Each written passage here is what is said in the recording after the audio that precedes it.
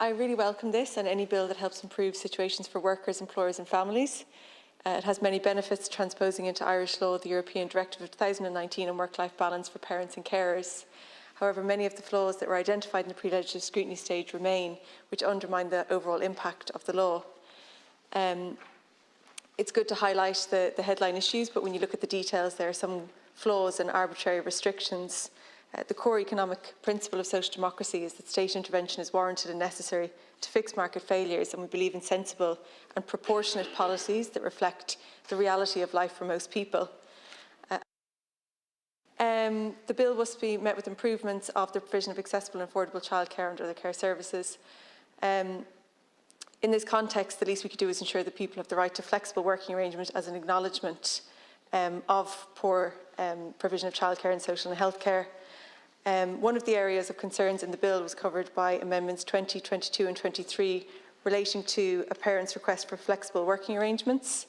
The government's proposed that flexible working arrangements to care for one's child can only be made up to the age of 12 years or 16 years in the case of a child with a disability or a long-term illness.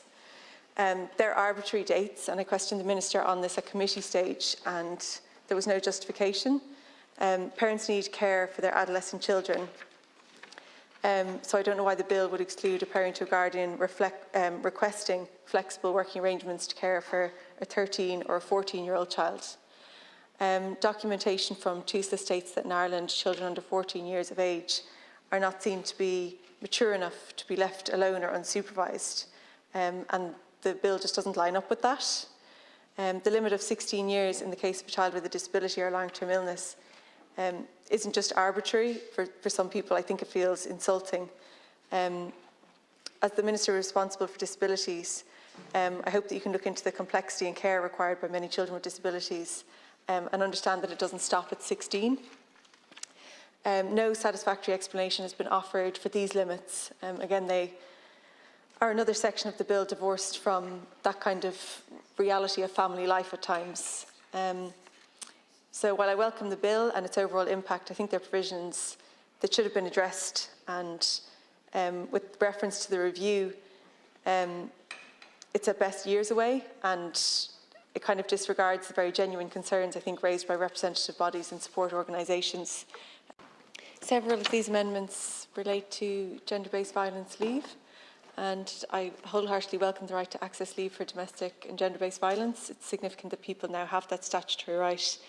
But the provisions fall short of what's required. Most obviously, the bill only allows for 5 days leave when the Children's Committee heard repeatedly 10 days is necessary, and we've all raised these points before. But Minister, if we're going to take all the necessary action to tackle gender-based violence, why provide only half of what's being sought by those who work in the area? At the Children's Committee, the CEO of West Cork Women Against Domestic Violence, Marie Mulholland, stressed the sheer amount of time and logistics for women fleeing those violent situations, and especially in rural areas where there's additional barriers in accessing support services, housing offices, the courts. You know, she explained it out, like if you're getting this day is your court date and that's when your leave is ended and you don't have enough and there's no buses to the court, and you know you have to get to the housing office that could be an hour and a half away to try and seek emergency accommodation, and that could be with pets, with children, with all of these things. Women's Aid stated that leave should be set at 10 days, and in certain cases additional unpaid leave may be necessary. And also at the committee, Dr. Nata Devuri from the University of Galway informs that 10 days leave is now becoming the universal standard for domestic leave. The other, I think, major deficiency in the leave is the rate of pay, because there's an ambiguity around that really important aspect of the bill.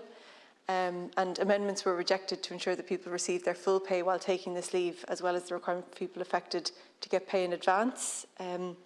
So it now looks like domestic violence leave will be set at kind of comparable rates to sick leave, and that's 70% of your normal pay, up to a maximum of €110 a day. But when you zoom out, you can't, in good conscience, reduce the pay of somebody fleeing domestic violence at the exact time when they need that access to money. So it just seems there's no understanding of what these women are going through, the kind of the fear, the vulnerability, and the countless bureaucratic barriers.